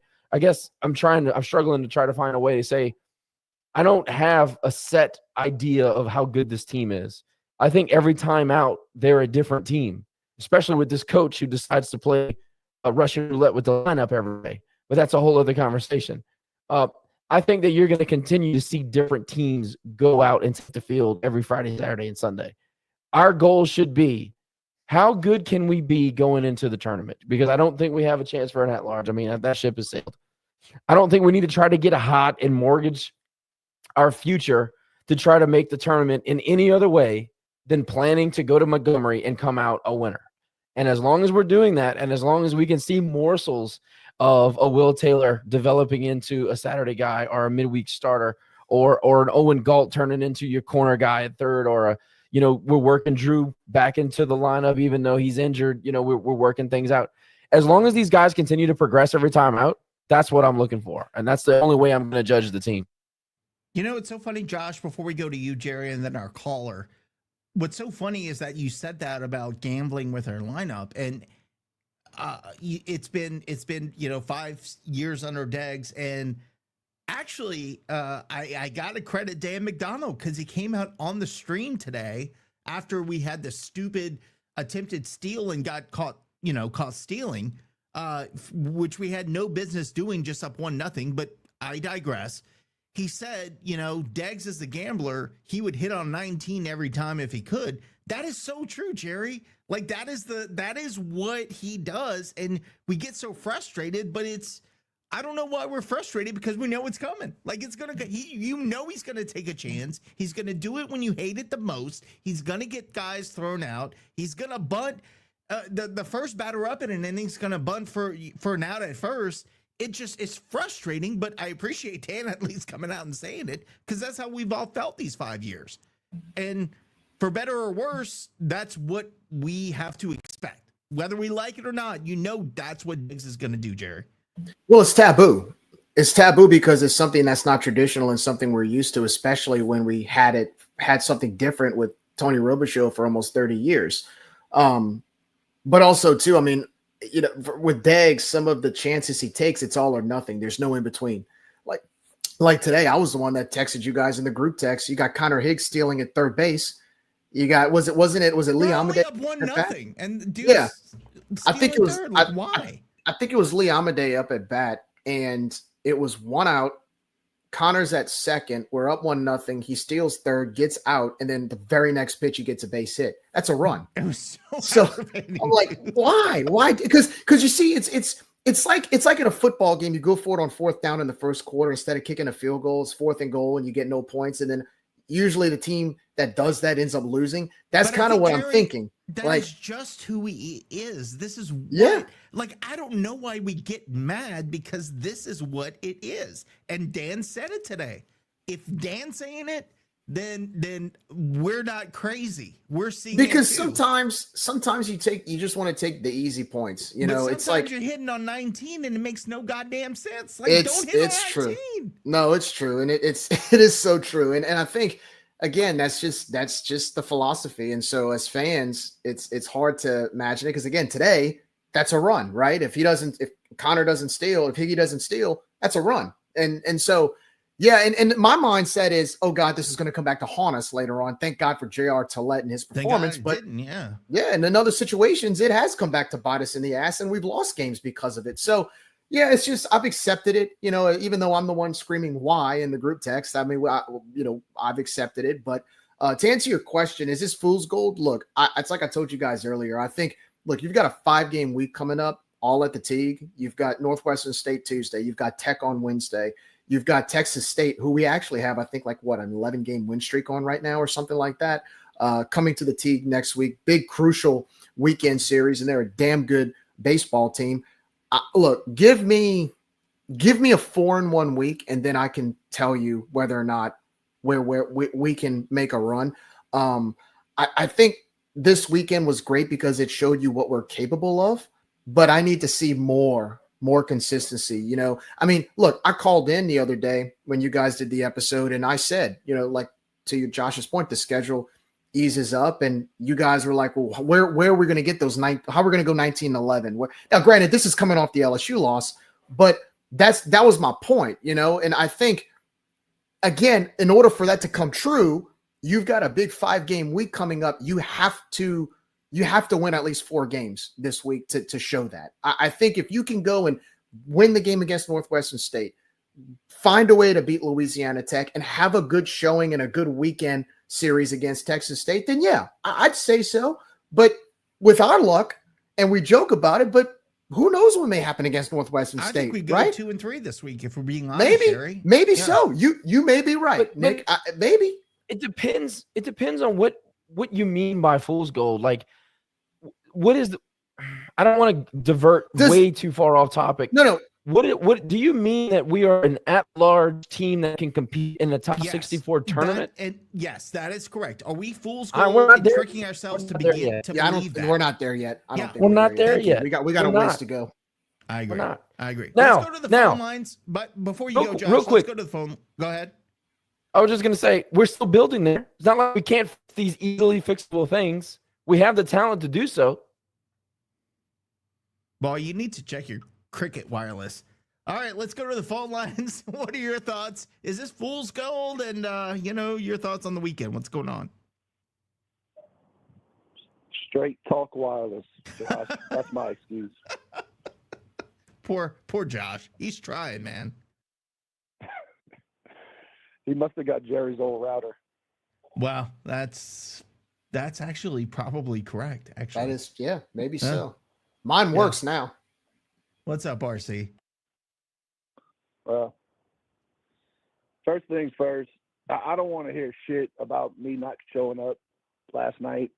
If I had a damn nickel for every time Josh stood us up, then I'd be a freaking millionaire. So I knew it was coming. We could get that out the way real quick. I did have a legitimate excuse. Listeners don't want to hear about it, but It was good to see y'all on TV having fun, except for Mrs. Caswell. That was pretty funny. Yeah, she was not having it, RC. She was not having anything. I don't know how Caswell hangs on to her, but that's a whole different topic. Going from football season tailgating into baseball season, I don't know why she likes any of us at all. Period. To be honest. True story. But no, as far as the games go, Friday was weird. 1:00 start. Had a pretty long day, but glad we were able to pull it out. Like I said, I debated all day yesterday about going to the game last night, but thought better of it. Stayed home and got to watch y'all on TV, but made it back out there today, and it's always good to get a sweep. It's always good to get a sweep, especially against JMU. I think we were 0-4 against them coming in. So, as far as the fool's gold, I know I had some harsh words for the team after the LSU game, but I still don't know. I think that I don't ever want anybody to think that I'm like a pessimist or I want our team to do bad. I want nothing more than for us to be good, and obviously for the kids. But we, like I said the other day, last few years we had the players to kind of help us, bridge that gap whenever we were trying to figure out what we were doing with the lineup. And as y'all were just talking about, it's the veterans now that are finally starting to step up and do some things that are making it easier on the freshmen. So if we could keep on doing that and we could get the same type of pitching performances that we had today and Friday, I think we could be okay. Now, do I think that we're a regional team right now? Hell no. But could we make some noise in the conference? Hell yeah. I mean, like we're watching Southern Miss and South Al right now. If Southern Miss loses, we're tied for first in the conference. I would have never thought that just on Wednesday. It's just funny how a couple games changed that. But, if we can navigate through the conference schedule, take 2 out of 3 here and there, I think, we could possibly make some noise, but we still got a long ways to go. But I'm very, very happy, obviously, about this weekend. I mean, I didn't expect us to sweep. I don't know if you did, but after watching ourselves getting our ass kicked this weekend, Lane, is it still tied? Or maybe RCUC? Yeah, it's going to the 12th. It's going to the 12th. They're going to the 12th now. It's still tied 7-7. And look, the fact that we're even having that conversation at this point is great, but we got to do something with it. And I think that's what I'm looking for. The point that I think we all need to just remember is that all we need to do is what? Win 2 games in the conference. If we get seated where we should be in the top 3 or 4, we only got to win a couple games to be in the running to win the whole tournament. And I think that's that at this point we need to stop thinking about at large, RC. If do you agree or disagree? Because we got to win the tournament. No, at large out the window 3 weeks ago. Unless we win out, dude. If we win out, then definitely we're gonna be in that convencation. But yeah, our quad one, of course, and 2 wins are still 2. Whenever you get swept by Irvine, you could have won the Dallas Baptist series. If you take 1 or 2 of those, maybe I think we're having a different conversation. 100%. But no, unless we go on some kind of run like we did last year, where we win, 15 or 16 games in a row, I think that's what we shouldn't even be talking about. That we need to play for seeding, like you said, in the tournament, and navigate our way through there. But at large, hell no. And Josh, I agree with him. I mean, do you not? Like, we had an opportunity, but we had to win a couple more games. I mean, you're looking at, when they look at what regionals, they're looking at your overall record, RPI, but then they look at quad 1 wins and losses. I think we needed to win 2 more games in that quad 1. And look, we still have Southern Miss coming up, so things could happen. But at this point of the season, I feel like we missed an opportunity to win 1 out of 2 against, 2 out of 3 against DBU would have been a huge statement. And then 1 on the road at UC Irvine would have probably got us in that thought process at this point. But I think we just lost too many games against quad 1 at this point of the season. Your thoughts? That's the biggest thing. You couldn't get 1 on the road at Irvine. That's the biggest loss. And like Ryan said, we had an opportunity to scratch another one against DBU, and it was at home, so that hurts us. Our quad 1 and 2 record to this point is not good enough. I know that we have a good strength of schedule. That's great. You still got to win some of those games. And based on what I'm seeing out of the Sun Belt this year in 2025, I'm sure they're a top RPI conference, top 5 RPI conference. So, and freaking Nebraska's not doing us any favors because they just turned into ass like overnight. So I don't know. I think that the goal now is to win the tournament. We should build that way. And honestly, I think it serves us better to see the end of this season as a building opportunity because it's very clear to all of us watching the game, the young guys are going to carry us. And as soon as they start stepping up into roles that are vet roles, as soon as they can handle that, and I think they're closer than not, I think that's when we're going to start to take off as a team. I think my concern, though, is, and RC, correct me if you think I'm wrong, or Josh or Jerry or anybody here, my concern is, yes, this is not a rebuilding, but kind of a reloading, and you could still make the tournament, but we don't know. We got a lot of young guys on the team.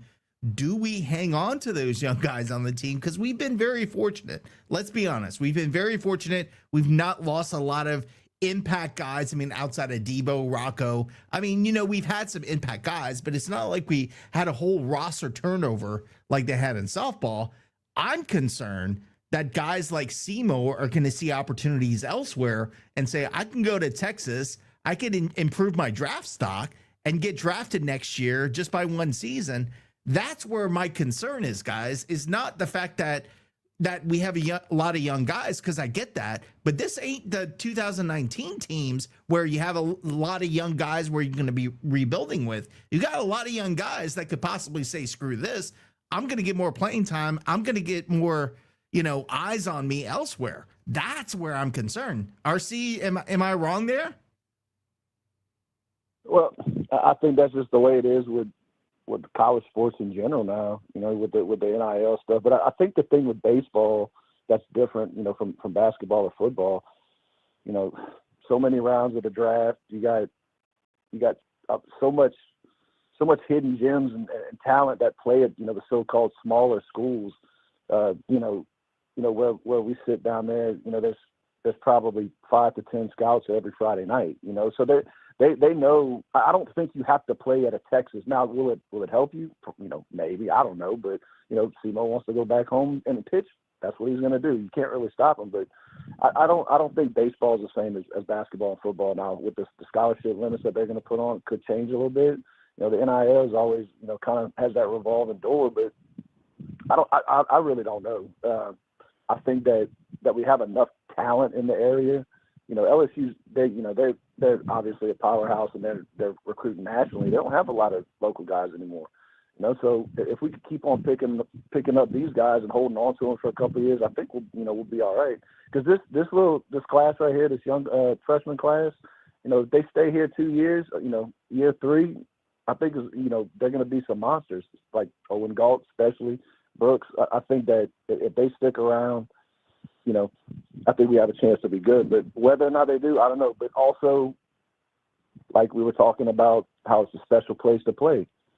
Everybody loves playing in Lafayette. They might just want to stick around because we care about baseball. It's just a little different. So, look, I'm just telling you, I got a bunch of Houston area player parents coming over from a crawfish boil. Some of them are watching right now. So, look, you don't get that if your boys leave. So help us keep it. And to talk to kind of go off of that too. And I don't mean to interrupt you, but it reminds me, today, looking up at the JMU fans. Yeah. I know Josh hates 7th inning stretch, but every single fan base that comes over here, especially on a Friday night, everybody has their phones out. Everybody's videoing, dancing, and singing. It's just a completely different place to play, and I think our players appreciate that. Josh, he's right. Hey, dude, no, he's right. I'm agreeing. The Marcos were saying that the reason why Drew wanted to play here is purely to play in front of this fan base, and to be in this town to play, and that's a big deal because he chose us over A&M, Texas A&M. That's a big deal. I mean, that says a lot, and I know A&M has a rich history and playing a nice park and everything. It's just not the same. This is a unique environment. It's just different.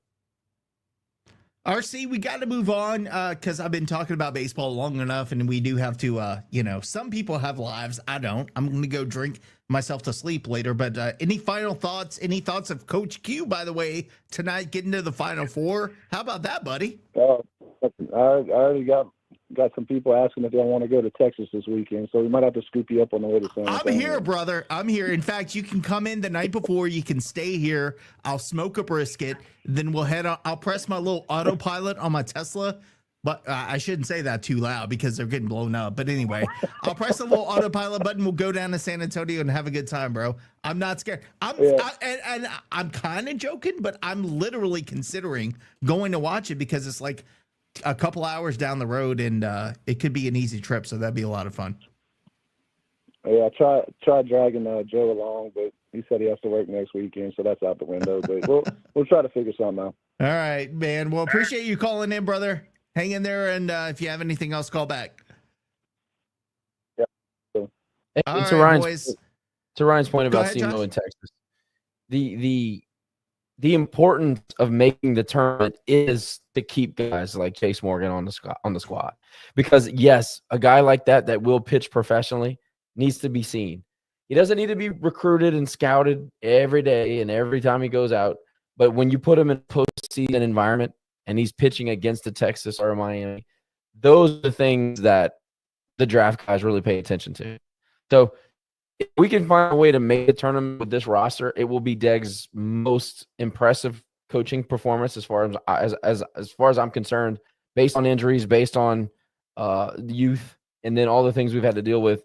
But it's imperative to get these guys on television in a national situation so that they can be looked at and they can say, I'm going to play at Louisiana, and it doesn't matter if they're in the Sun Belt Conference. I'm going to be seen because we're going to play the likes of Texas and on and on. And look, there are a lot of guys on the roster that haven't gotten a whole lot of playing time either. So it's important for him to factor that in. So, yeah, I agree with you. This will be a good coaching job if we hang on to the majority of our roster. Lane, I know I queued you up for this earlier. I know we were going to go around the horn and look at Sunbelt scores. Do you have that available? Yep. All right, man. I'm going to put a music bed behind you. You go ahead with what's going on around the Sunbelt. So we have Texas State and Coastal Carolina. Coastal Carolina took the series after a 10-3 win over Texas State today. JMU and UL. We obviously had the shutout. Marshall upset Troy today, 6-5. Okay. Wow. And that's why we have a 3-way lead for second place as we Wow. Mighty good, Marshall. They're good for something. Arkansas Dude, State. That's a big upset. That is. Arkansas State defeated ULM to take the series 5-3. And then as of now, we have South Al and Southern Miss in the bottom of the 12th tied at 7. If Southern Miss loses, we have a 4-way tie for first place. Incredible. Good job. Look, I had the whole music ready and everything. So South Alabama took how many this weekend? They took one so far. So Yeah. they're one. So this we're is the the only rubber team, match. we're the only team that has swept. Correct. So the rubber match. Imagine That's that. nice, man. Who would have thought that at the beginning of the weekend? I mean, you would have Well, it's predicted good because Miss, Southern- easy sweep. They were running away with it. I think they were 7-1 in the league before this weekend. That's what I'm saying. Or They 6-1. sit at 6-2 right now. So there you go. I mean, like, it was getting a little scary. We got to get some. We got to get somebody in there beating Southern. Is it in Hannesburg or is it in Mobile? Yeah, it's in Hattiesburg. Yeah. Wow. Even better. Oh, by the way, going back to Texas State, we have a 9-game win streak over them. That's as of crazy. now. In baseball? I mean, we got that in football. It's Yeah, insane. we got 12 or 13 in football. The crazy thing about Texas State is they always, like at the beginning of the season, you think they're gonna dominate, and then Well, it's because and you then see they them. shit the bed. It's because you see them perform well against the A&Ms, the Texases. Right. And they pick up wins and they That's split. one thing they do, man. And then they do midweek. They do play Yeah. really well in midweeks, and it's always against Texas and A&M and all these other schools. You're right, Lane. Southern Miss has 2 on with no outs in the bottom of the 12th. Interesting. They'll end up scratching it, man. It's I'm just, sure. but that's good for South Al for bouncing back after a couple of tough weekends, and Southern Miss need to get slapped around a little bit. Somebody's got to get up there, and maybe it's us. Who knows? Maybe that is us. It's time, man. We did it last year, but this year will be sweet in Hattiesburg. It's in the it's on the road. That'd be sweet. Taking a look at our softball team, didn't have such a great showing this weekend as they lose 2 out of 3 to Coastal Carolina on the road. They had a, I think it was a 4-2 lead on Friday, end up giving that away in the 7th and losing. What's that? They had a 4-1 lead. Oh, even better. 4-1 in the 7th, and then dropping that game 5-4.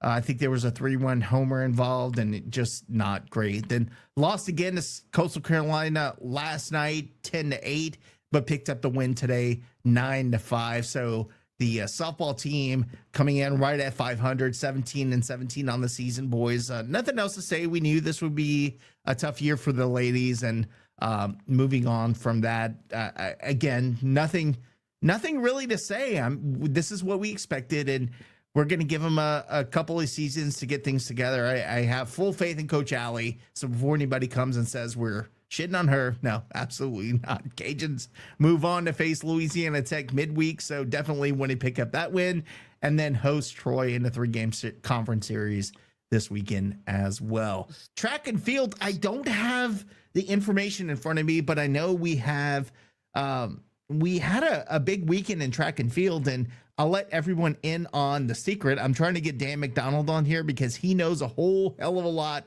more than track and field than any of us combined on this show. So look forward to getting Dan on here to talk about how much improvement there has been with track and field, but several UL records broken this weekend at a meet, as well as a national record set by one of the UL track and field folks. So I'll get some information on that. We'll talk more about them, but guys, just an impressive weekend from the track and field folks as well. And like I said, I just don't know how to talk about it. And that's half of the problem. We know these guys are doing really well this season, and we don't want to take away from the fact that they're having a lot of success. But we'll get somebody who knows a whole hell of a lot more about track and field, such as Dan, on the show in the next couple of weeks to talk about how great they're doing. Because, guys, I feel like they deserve it, right? I mean, if they're doing great things in the Sun Belt and in the country and breaking personal and national and school records, we need to talk about them more, right, Josh? Yes. Anytime somebody from UL is doing anything on a national scale, you got to highlight them, man. And I'm just glad the track and field is back because we had such a rich history here. And it kind of went dormant for a while, but, they're doing great things. I did see the school records that were set. Very impressive stuff. And I can't wait to get somebody on here. You never want to get on and try to talk about something that you don't really know. You sound like an ass. Try, bro. Yeah. Yeah. I would rather have somebody who's knowledgeable come in here and educate all of us at the same time. So I'm looking forward to that because I know that there's been some extremely important goals that have been achieved over the last couple of years that we need to highlight. We need to. Before we move on, I do want to shout out our sponsors. You see the new background. I'm trying to still work with live on air, so apologies for adjusting views there. But Dr. Brett Venable with Recovery Chiromed, Eat Lafayette. We'll talk about them in a little bit. Lafayette Roofing. Dude, Darren Domang. I didn't even know Darren Domang until I walked into the Stadium Club one weekend, and I'm trying to order a drink, and he's like, "Hey, Nick, what's up?" And I'm like, "Who the hell are you?" So Darren just, picked me out of a crowd and said, "What's up?" So Lafayette Roofing doing, obviously, Josh, you've talked about them so many times, but they are the authority for roofing in Lafayette. And look, I got to tell you, in Houston, there is no requirement for folks to get licensed for things like roofing.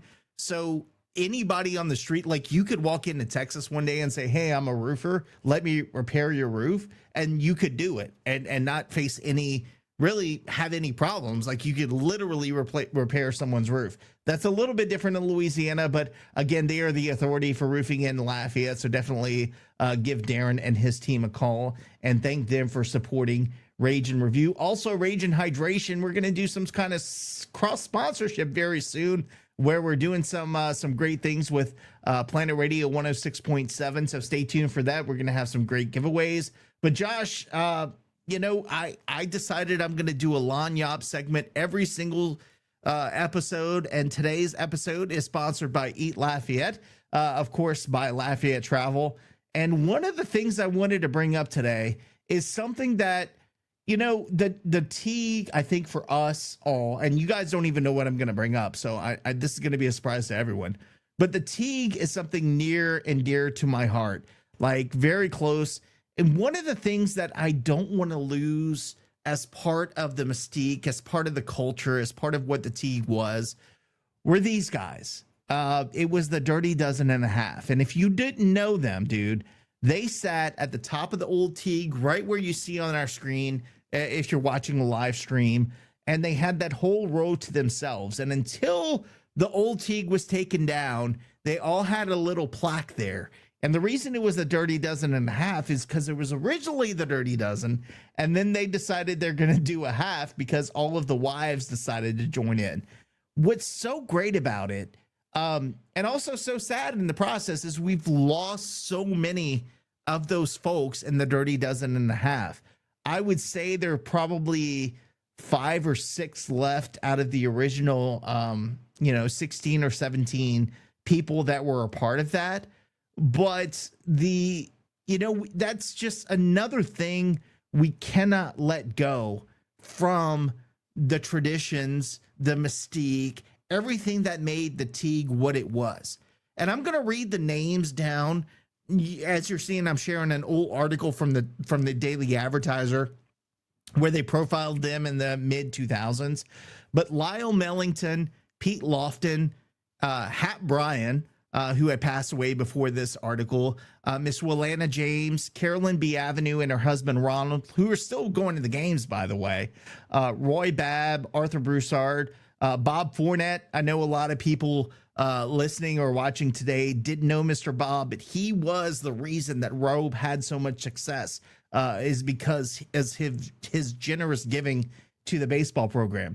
Frank Babin, man, you want to talk about a guy who would watch every single brick that went into any facility being built and reported back on Ragin' Pagin. That was Mr. Frank Babin. I remember John Dugard telling me one day when the softball stadium that, where they were having, that was a whole drama. But anyway, they were building that. And Frank Babin, he was driving in his truck and he passed by John Dugard and he just looked at him and shook his head no and just kept driving because he was pissed. Cliff Broussard, man, Mr. Cliff Broussard would always come up to the press box and say, "What's the girls' score?" And we would get so aggravated because he would always ask about softball at a baseball game. But you know what? After he passed, we missed that. So God bless you, Mr. Broussard. Bob and his wife, Barbara Gwen, man, they were there. I'm telling you, when I was announcing American Legion, very important, folks in the program that were there from day one to watch it being built. Mr. Jim Murray, TC Wiggins, and I think Mr. Joe Handy is still around. But boys, Josh, I don't know if you remember these guys. Jerry, I certainly know that you know these folks. I'll open it up to you guys, but this is something that we have to find. And I say we, whether it's the program, whether it's Rage and Review, finding sponsors to name some seats after those folks.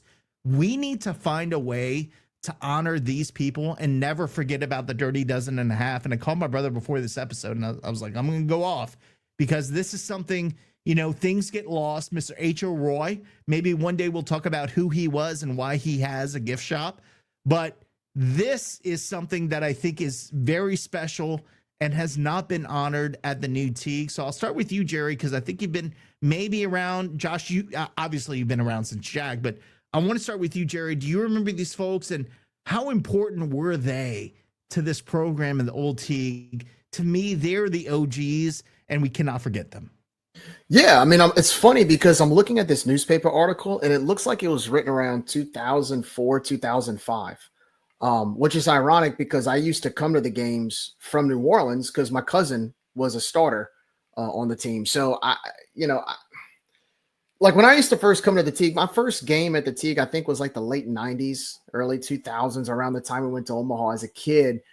And I just remember those guys, like they would be the ones that would be screaming and yelling and making noise. Take your hat off. Yeah. The national anthem. You didn't, because half of them were veterans, bro. Like, and And they were the original turn two. Like they were the ones that would scream turn two, and they'd all sit And up there mullet with man, he'd call the umpire a mullet.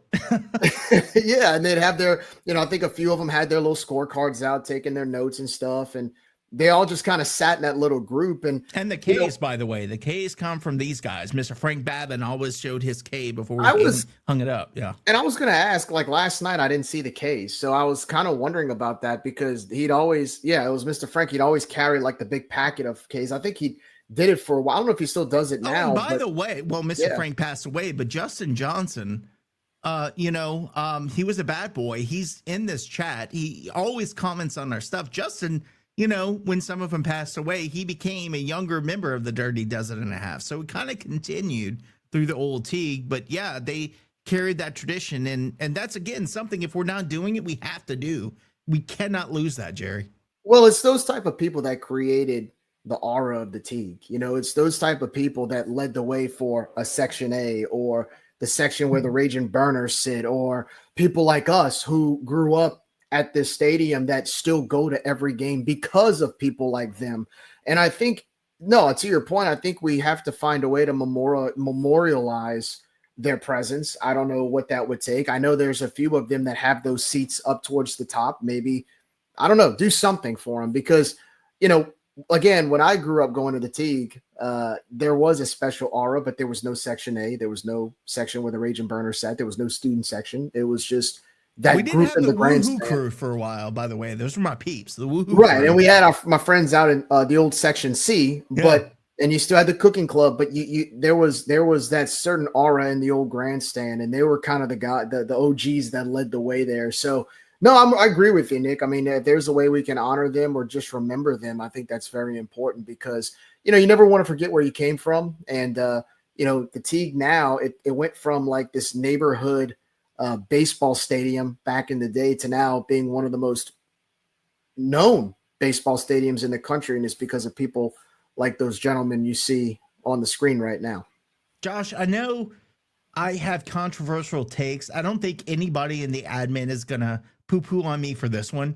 I think this is something that may have gotten overlooked through the years just because, man, we grow and we get sponsors and we monetize everything. But again, we cannot lose the roots of what made Cajuns baseball special. Were you familiar with the Dirty Dozen and a Half and just your thoughts over how maybe we can do them justice and make sure we recognize them at the new stadium?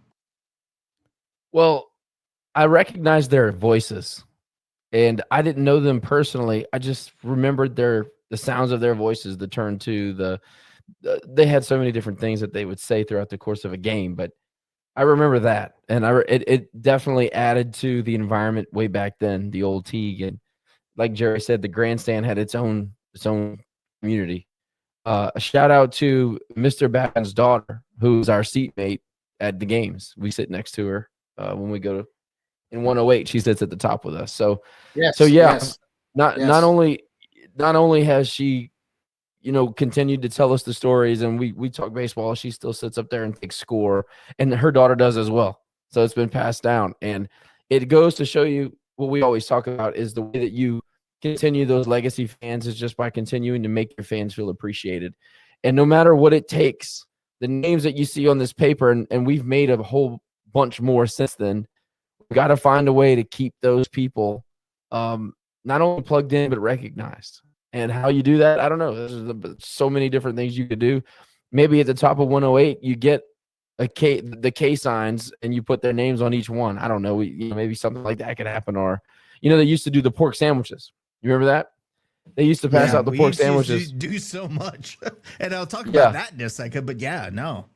So maybe the pork sandwiches, they could do like a giveaway of pork sandwiches and it'd be brought to you by the Dirty Dozen and a Half, or somehow or another we can bring back the 50-50 raffle. That definitely should come back, but make it sanctioned. I know it has to be sanctioned.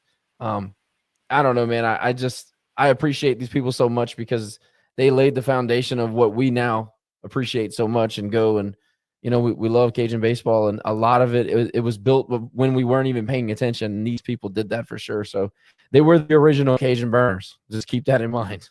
Oh man, let me So- tell you, they were relentless. Jerry, go ahead. So wait, Mr. Frank, that's Frenchie. That was Frenchie, right? That was Frenchie. Man, on I Raging always knew Cajuns. him as Frenchie. I never knew his real name. I just knew him as Frenchie. I didn't realize because he said, yeah, to your point, Josh, he sits in a row below where I am, where Josh and Catherine sit. So no, I mean, that guy's been around. He was around for a very, very long And time. you better not have your cap on during the national anthem. In fact, when I was announcing that we were having the national anthem, you better already have your hat on because he was going to go tell you. In fact, there was almost a confrontation in the grandstand because Mr. Frank was going to kick somebody's ass. I mean, he must have been 70 years old, but he wasn't playing around. The guy refused to take his cap off, and he wouldn't take it off for him and said, "You're going to take your cap off." But you respected those guys because they serve for the country. They weren't messing around with you, dude.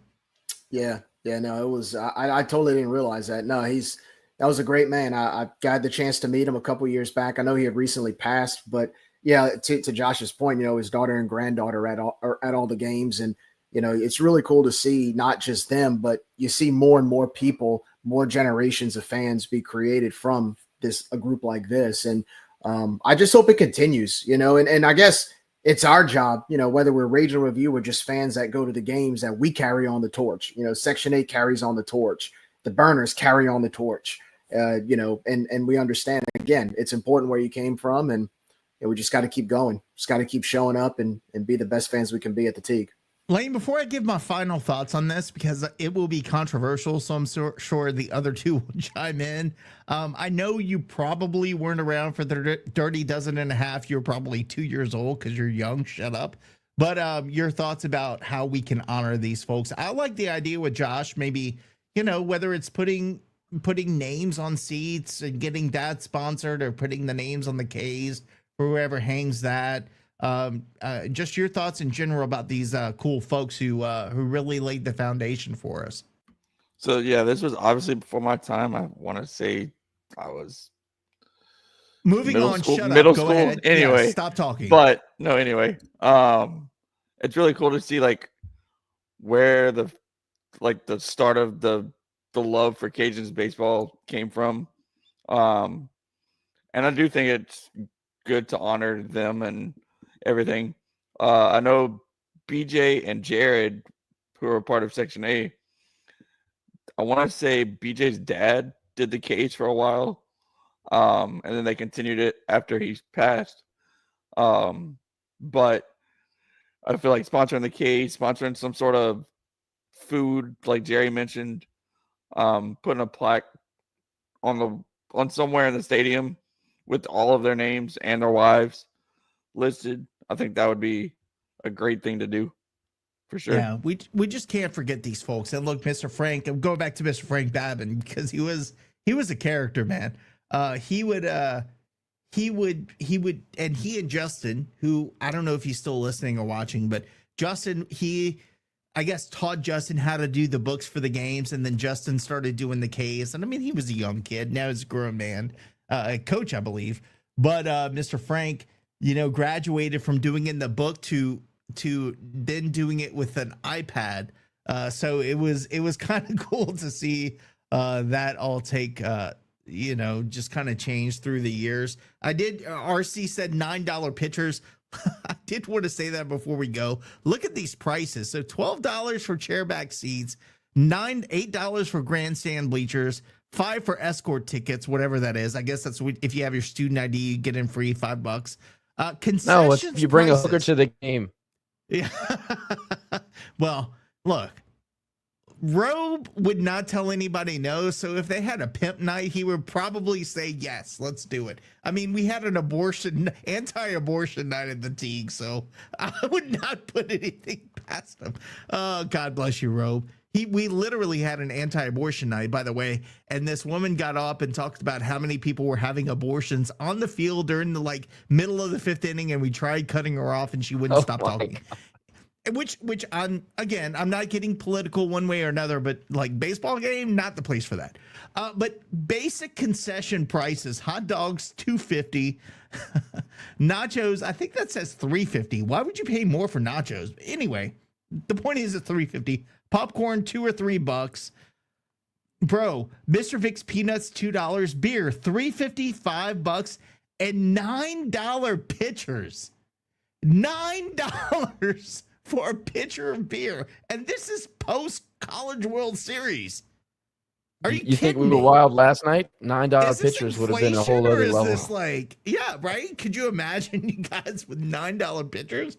Back in the day, soft drinks, $1.50, $2, $3.25 for the biggest drink. I mean, yeah, man, we got to find a way to make it more affordable. Again, and like you said, Josh, so many years ago, I think a couple years ago, 3 years ago, we were talking about it.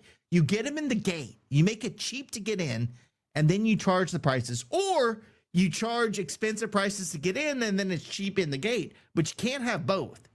And that's a whole nother topic. I don't want to get into that because we're running up on an hour 45, but you said it, man. Like, you choose one or the other. It's going to cost you to get in, or going to cost you, but you can't have both expensive concessions and expensive tickets. It's not going to work. These people they don't know how to make money, and they don't listen to anybody else. But don't get me started. They know better than all of us. Boys, it has been a lot of fun. I'm going to take us out with a little bit of a Jamie Bergeron, but before we do that, I do want to give you all an opportunity to say goodnight. So, Jerry, we'll start with you. Any final thoughts before we go? Great weekend, big opportunity to make a run. Again, we've got 6 straight home games coming up before heading on the road. So let's get the win, and let's get some wins this week, starting with Northwestern State on Tuesday. I'm only focused on Northwestern on Tuesday. Get that win, and then focus on Tech, and let's keep it going. Lane, final thoughts. It was good to get a sweep this week, and looking forward to the 5-game week coming up. Josh, anything you got left? Shout out to everybody that I was able to meet, parents, players, new fans. I had a great time meeting everybody this weekend. Don't get too caught up on results here in the next couple of weeks. Let's just go out and get better. Let's just keep building this thing. I think by the time we get to around June, we're going to be okay. And also, we need to start highlighting these burners a little bit more. So maybe we can do a burner of the week post. Maybe that could be a segment. Maybe we'll get them on with a mask or something. That'd be fun. We had a burner of 7 million impressions on one tweet this week. So these guys are doing work. We need to recognize them, and we need to continue to coalition build. Section A, Rage and Review, Rage and Burners, everybody who's willing to pull the wagon in the same direction. We got to be doing it together. By the way, I got to brag. I know I didn't get the 6.5 million impressions, but Antonio Brown does follow me on Twitter. I feel like that's a feather in my cap. And he did share it after I asked him to. So who's your boy, Burners? Got to thank once again Dr. Brett Venable at Recovery Chiromed, Eat Lafayette, Lafayette Roofing, and Darren Domingue. Almost called him Dr. Darren Domingue. And Rage and Hydration, fantastic sponsors of the Rage and Review. Again, not podcast. We'll call it Rage and Review Media. Like, share, subscribe, tell your folks. For Jerry, for Josh, for Lane, I am Nicholas. Until next time, you have a wonderful rest of your day. And of course, as always, go Cajuns.